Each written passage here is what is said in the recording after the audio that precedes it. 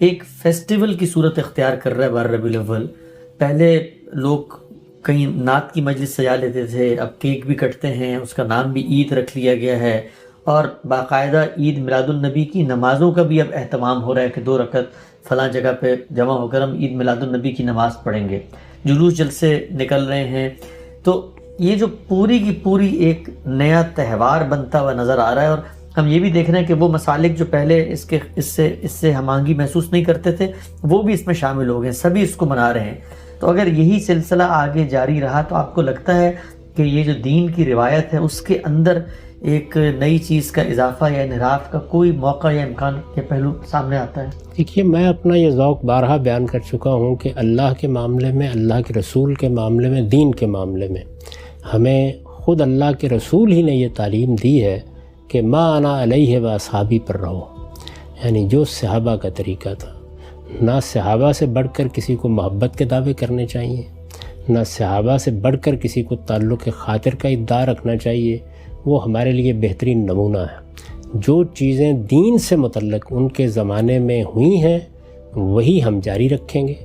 ظاہر ہے کہ وہ حضور کے اذن سے ہوئی ہیں، اللہ کے پیغمبر کی ہدایت کے مطابق ہوئی ہیں، انہی پر عمل جاری رکھیں گے. ان میں کوئی اضافہ نہیں کریں گے، کوئی خرابی نہیں پیدا کریں گے. باقی رہ گئی یہ بات کہ کوئی آدمی اس پر خوشی محسوس کرتا ہے، وہ کوئی خیرات کر دیتا ہے، یا اس موقع کے اوپر آپ کو مجلس منعقد کر کے اس میں رسالت مآب صلی اللہ علیہ وسلم کی سیرت بیان کر دیتے ہیں، اس میں کوئی حرج کی بات نہیں. تاہم یہ بات یاد رکھنی چاہیے کہ رسول اللہ صلی اللہ علیہ وسلم اس سے بہت بلند ہے کہ آپ کو ایک دن کی شخصیت بنایا جائے. آپ ہر روز کی شخصیت ہیں، ہمارے ایک ایک دن کی شخصیت ہیں، ایک ایک رات کی شخصیت ہیں. یہ پوری زندگی آپ کے ساتھ وابستہ ہے، اور آپ کے ذکر کو بلند کرنے کا اللہ نے اہتمام کر رکھا ہوا ہے. ہر 5 وقت آپ جانتے ہیں کہ مسجدوں سے آواز بلند ہوتی ہے، اشہد ان محمد الرسول اللہ. تو رسالت مآب صلی اللہ علیہ وسلم کو ان عام شخصیات سے بالکل منفرد، بالکل بلند اور الگ ہونا چاہیے. اور اس کا تقاضا یہی ہے کہ ہر روز آپ کا روز ہو، ہر دن آپ کا دن ہو. کوئی ایک دن آپ کے لیے خاص نہیں کیا جا سکتا. یہ میرا ذوق نہیں ہے. تاہم جتنی چیزیں میں نے عرض کر دی ہیں وہ اگر شائستگی سے ایک دائرے کے اندر ہوں تو ان میں کسی جگہ بھی کوئی حرج نہیں. آپ روز ایسی مجالس منعقد کریں جس میں رسول اللہ صلی اللہ علیہ وسلم کی سیرت بیان کی جائے، آپ کے اخلاق لوگوں کو بتائے جائیں، آپ کی تعلیمات سے متعارف کرایا جائے.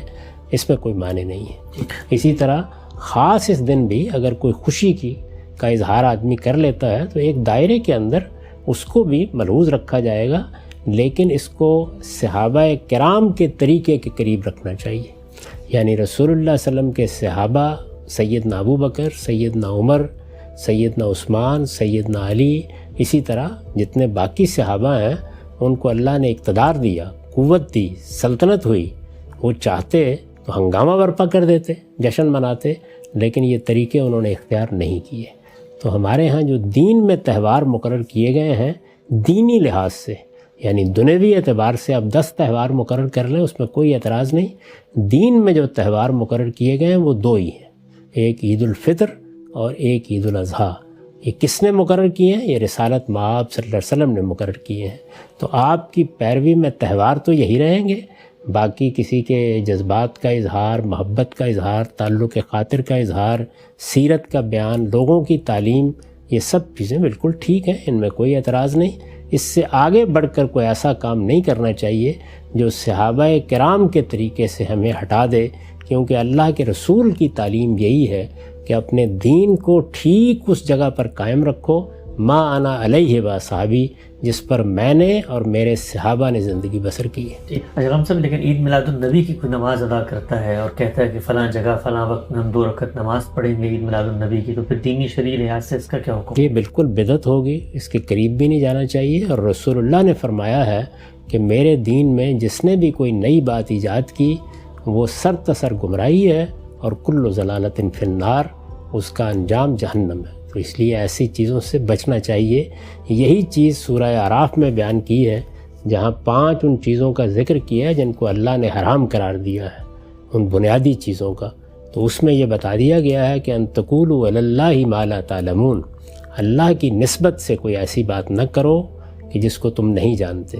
اگر کوئی نماز اس دن پڑھنا ہوتی تو اللہ کے رسول اس کو شروع کرتے، قائم کرتے۔ خود آپ کا کیا طریقہ تھا؟ اگر لوگ اس کو اختیار کریں تو کتنی پاکیزہ بات ہے کہ لوگوں نے پوچھا کہ آپ پیر کا روزہ رکھتے ہیں، تو فرمایا کہ ہاں اس دن میری پیدائش ہوئی تھی۔ تو اگر لوگوں نے اس یاد کو قائم رکھنا ہے تو ایسا کیوں نہ کریں کہ اس دن روزہ رکھیں، رسالت مآب صلی اللہ علیہ وسلم کی اتباع بھی ہوگی، پیروی بھی ہوگی۔ میں جو بنیادی بات عرض کر رہا ہوں وہ یہ ہے کہ اللہ کے رسول اور رسول اللہ صلی اللہ علیہ وسلم کے صحابہ، یعنی محمد الرسول اللہ والذین معہ، ان کے طریقے ہی پر قائم رہنے کا نام دین ہے۔ دین میں اس سے آگے کچھ نہیں ہو سکتا۔